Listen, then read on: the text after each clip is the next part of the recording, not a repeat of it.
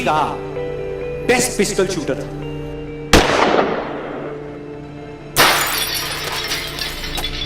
जितनी भी national championships हुई थी उस कंट्री में, उसको वो जीत चुका था। और सबको ऑलमोस्ट कंफर्म था कि 1940s में जो ओलंपिक्स होने वाले हैं उसमें गोल्ड मेडल केरली को ही मिलेगा। और उसने सालों से ट्रेनिंग करी थी। उसका एक ही सपना था, एक ही फोकस था कि मुझे अपने इस हाथ को दुनिया का बेस्ट शूटिंग हैंड बनाना है, बेस्ट बनाना है, बेस्ट बनाना है। और वो कामयाब हो गया, उसने बना लिया बेस्ट शूटिंग हैंड। सिर्फ 2 साल का फर्क था। 1938 में एक आर्मी का ट्रेनिंग कैंप चल रहा था। क्योंकि वो आर्मी में था तो एक एक्सीडेंट हो गया। उसके उसी हाथ में जिससे उसने गोल्ड मेडल जीतना था, उसमें एक हैंड ग्रेनेड फट गया और वो हाथ चला गया। जो उसका सपना था, जो फोकस था, सब खत्म।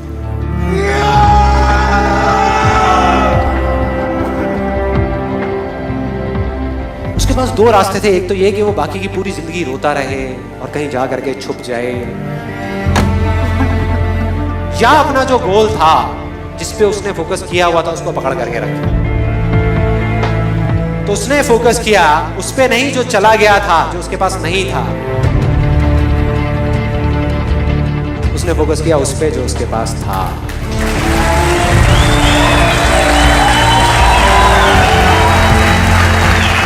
जो उसके पास था। और क्या था उसके पास में? एक लेफ्ट हैंड, एक ऐसा हाथ जिससे वो लिख तक नहीं सकता था। 1 महीने तक उसका हॉस्पिटल में इलाज चला इस हाथ के लिए। और सही 1 महीने बाद अपनी ट्रेनिंग शुरू कर दी इस हाथ के।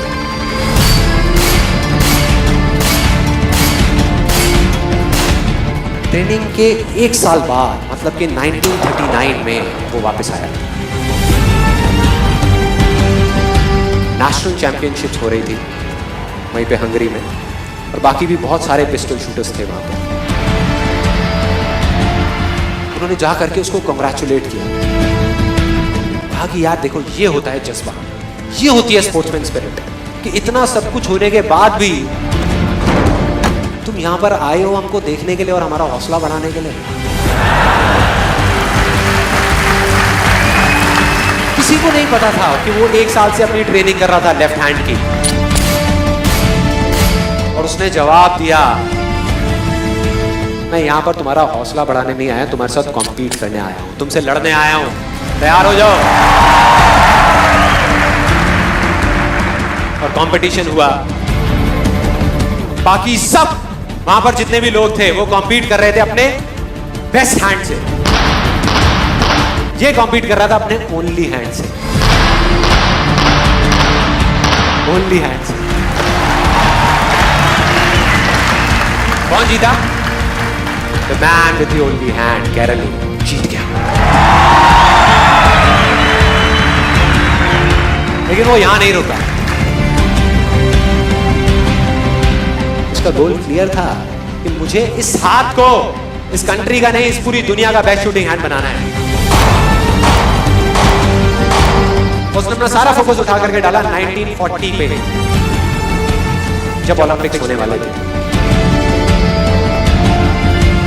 लेकिन 1940s के ओलंपिक्स कैंसिल हो गए वर्ल्ड वॉर की वजह से।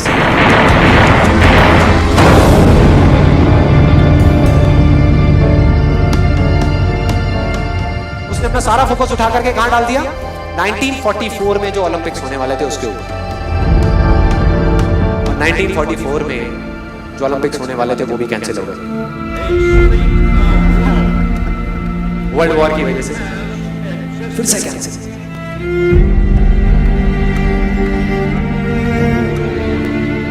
उसने अपना सारा फोकस उठा करके डाल दिया 1948 के ओलंपिक्स में। 1938 में उसकी एज थी 28 साल। 1948 में उसकी एज हो चुकी थी 38 इयर्स। और जो यंगर जो प्लेयर्स आते हैं निकल करके, उनसे कॉम्पीट करना मुश्किल होता चला जाता है। लेकिन मुश्किल नाम का ये वर्ड था ही नहीं उसकी डिक्शनरी में। वो गया, पूरे वर्ल्ड के बेस्ट शूटर्स आए हुए थे जो अपने बेस्ट हैंड से कंपीट कर रहे थे और ये अपने ओनली हैंड से कंपीट कर रहा था। और कौन जीता? The man with the only hand.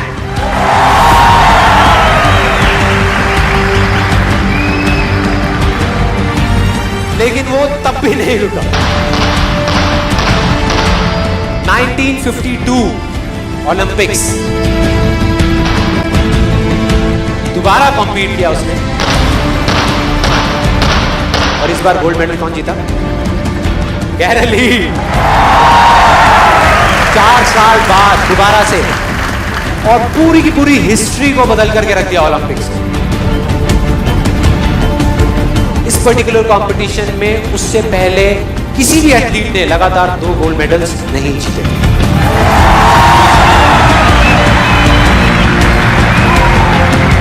अब किसी भी लूजर के पास चले जाओ, उसके पास लिस्ट होगी बहानों की कि मैं इस वजह से फेल हुआ अपनी लाइफ में, इस वजह से मैं कुछ नहीं कर पाया। बहुत लंबी लिस्ट है।